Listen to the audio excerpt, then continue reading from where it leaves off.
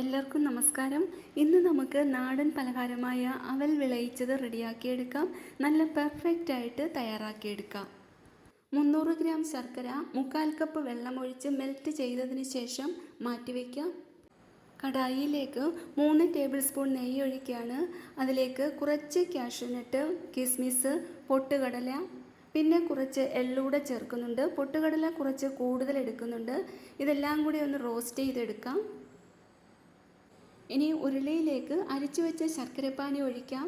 ആ ശർക്കരപ്പാനി ഒന്ന് തിളച്ച് വരുമ്പോഴേക്കും അതിലേക്ക് ഒരു തേങ്ങ ചിരകിയത് ചേർക്കാം. എന്നിട്ട് മിക്സ് ചെയ്തെടുക്കാം.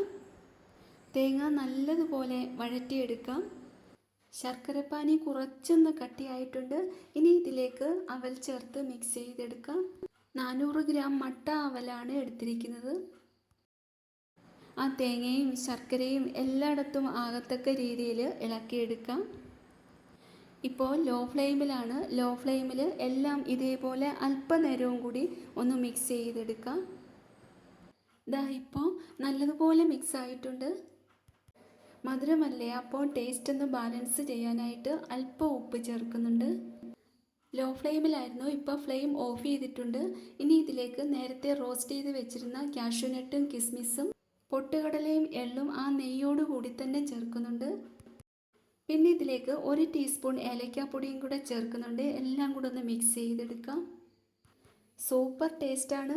അപ്പോൾ വീഡിയോ കണ്ട് ഇഷ്ടപ്പെട്ടെങ്കിൽ ഫീഡ്ബാക്ക് കമൻസിലൂടെ അറിയിക്കണേ. അതേപോലെ ലൈക്കും ഷെയറും സബ്സ്ക്രൈബ് ചെയ്യാനൊന്നും മറക്കല്ലേ. മറ്റൊരു നല്ല റെസിപ്പിയുമായി അടുത്ത വീഡിയോയിൽ കാണാം.